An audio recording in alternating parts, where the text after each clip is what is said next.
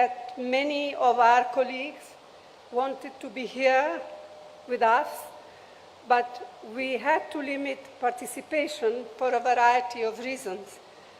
But I'm sure they will understand.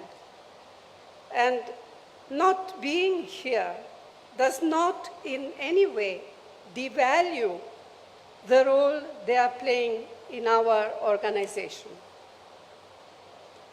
Friends, by now it has become abundantly and most painfully clear what Prime Minister Modi and his colleagues really mean by their frequently repeated slogan, maximum governance, minimum government. It means keeping the country in a state of permanent polarization, compelling people to live in a constant state of fear and insecurity. It means viciously targeting, victimizing, and often brutalizing minorities who are an integral part of our society and are equal citizens of our republic. It means using our society's age-old pluralities to divide us and subverting the carefully nurtured idea of unity in diversity. It means threatening and intimidating political opponents, maligning their reputation, jailing them on flimsy pretext, misusing investigative agencies against them. It means eroding the independence and professionalism of all institutions of democracy. It means the wholesale reinvention of history, the constant denigration of our leaders, especially Jawaharlal Nehru, and the systematic moves to distort, deny, and destroy their contributions, their achievements, and their sacrifices. It means glorifying the killers of Mahatma Gandhi and their ideologues. It means the blatant undermining of the principles and provisions of our nation's constitution, of its pillars of justice, liberty, equality, fraternity, and secularism. It means turning a blind eye to continued atrocities across the country on weaker sections, especially Dalits, Adivasis, and women. It means using fear to make the bureaucracy, to make corporate India, to make civil society, and sections of the media fall in line. It means more empty slogans, diversionary tactics, and utter silence on the part of an ever so eloquent Prime Minister when the healing touch is most needed. It is not just the undermining of our long-cherished values embodied in the Constitution that are now at grave risk.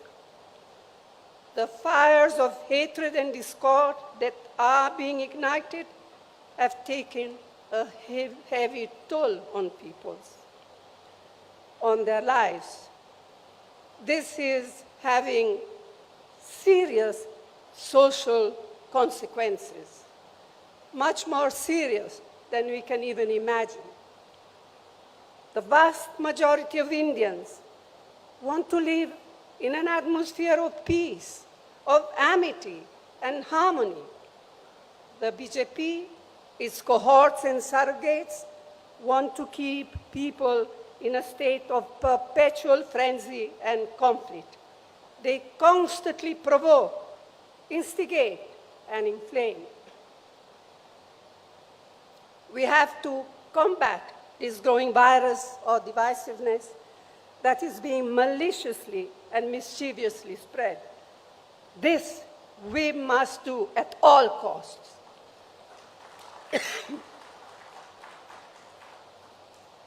It is imperative to sustain high economic growth, to provide adequate employment opportunities for the youth.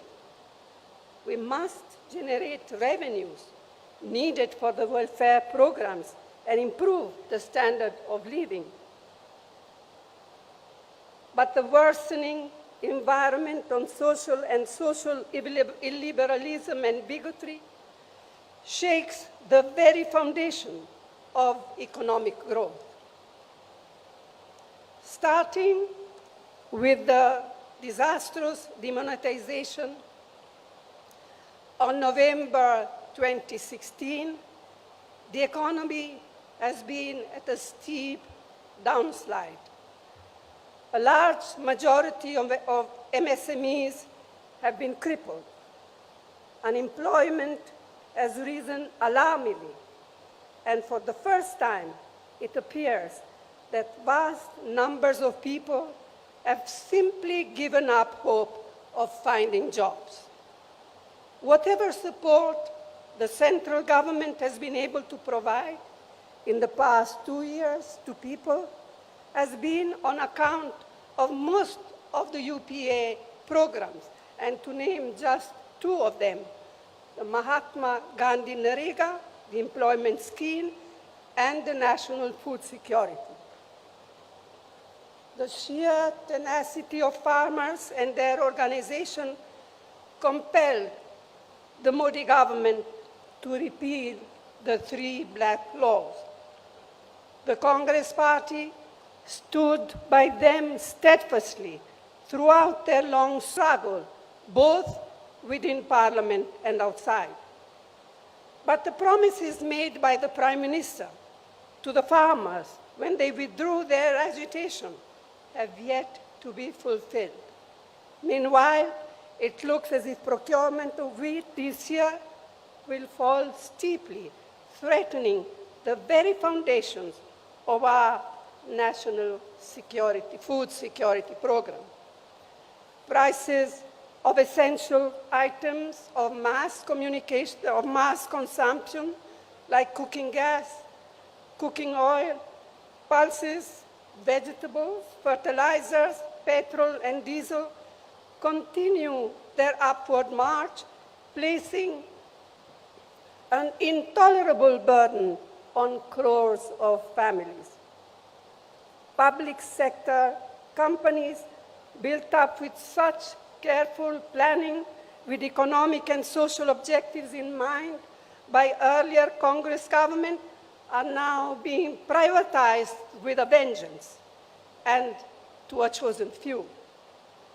This will have disastrous consequences. Among other things, this means that one avenue for assured employment for scheduled castes and scheduled tribe will get totally closed. अब मैं कुछ बातें हिंदी में कहना चाहूँगी। तो साथियों, हमारे इस महान और सशक्त संगठन से समय समय पर अपने लचीलेपन को दर्शाने की उम्मीद की जाती रही है, और हर बार हमारे संगठन ने असरदार तरीके से अपनी प्रतिक्रिया दर्शाई है। एक बार फिर हमसे यह उम्मीद की जा रही है कि हम अपना साहस, हौसला और समर्पण की भावना का परिचय दें। लेकिन आज जो हमारे संगठन के सामने परिस्थितियां उत्पन्न हुई है, वे अभूतपूर्व है। असाधारण परिस्थितियों का मुकाबला असाधारण तरीके से ही किया जा सकता है, इस बात के प्रति मैं पूरी सचेत हूँ। हर संगठन को न केवल जीवित रहने के लिए बल्कि बढ़ने के लिए भी समय समय पर अपने अंदर परिवर्तन लाने होते हैं। हमें सुधारों की सख्त ज़रूरत है। रणनीति में बदलाव, ढांचागत सुधार और रोज़ाना काम करने के तरीके में परिवर्तन।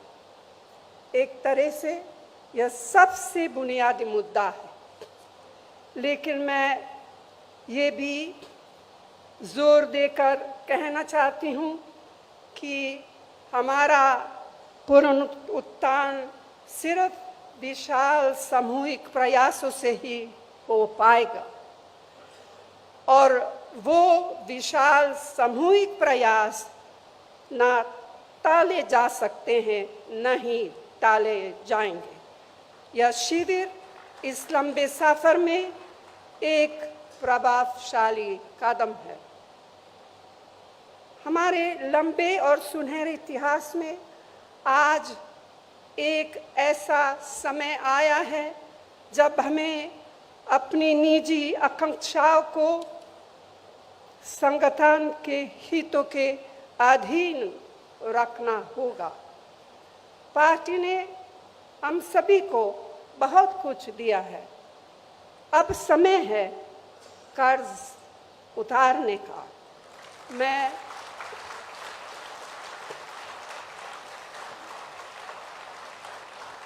समझती हूँ इससे आवश्यक और कुछ नहीं। तो साथियों, मैं आप सबसे आग्रह करती हूँ कि अपने विचार खोलकर रखें,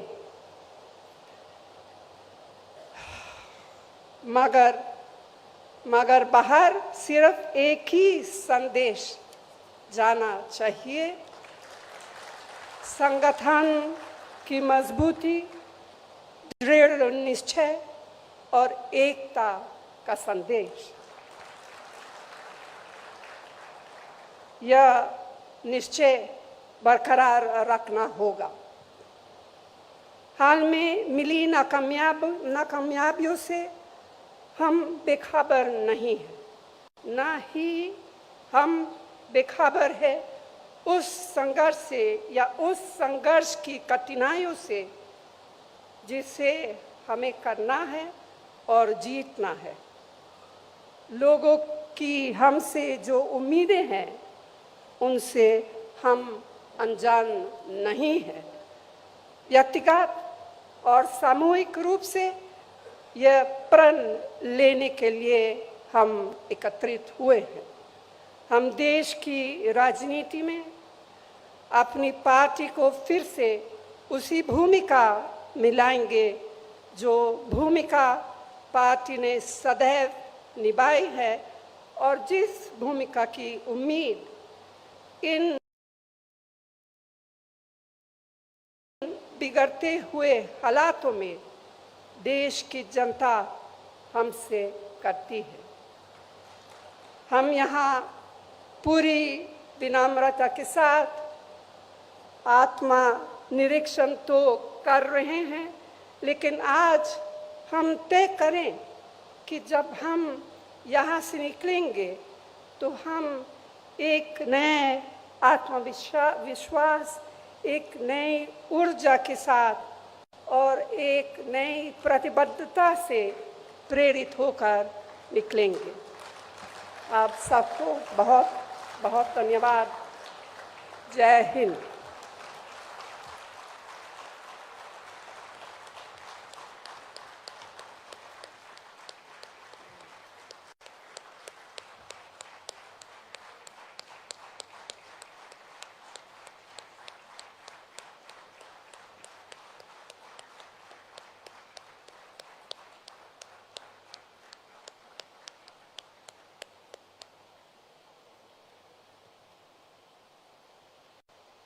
कांग्रेस अध्यक्षा के इस प्रेरणादायक उद्बोधन और मार्गदर्शन के लिए हम सब लोग इनका धन्यवाद करते हैं, और हम लोगों को पूरी आशा है कि इस नव संकल्प शिविर से ही हम लोगों का आगे का रास्ता शुरू होगा। मैं अब आप सब लोगों से अनुरोध करता हूं कि कृपया अपने अपने सब्जेक्ट मैटर के रूम्स में आप सबके सब लोग प्रस्थान करें और वहां पर हम लोगों का चिंतन अब शुरू होगा। धन्यवाद।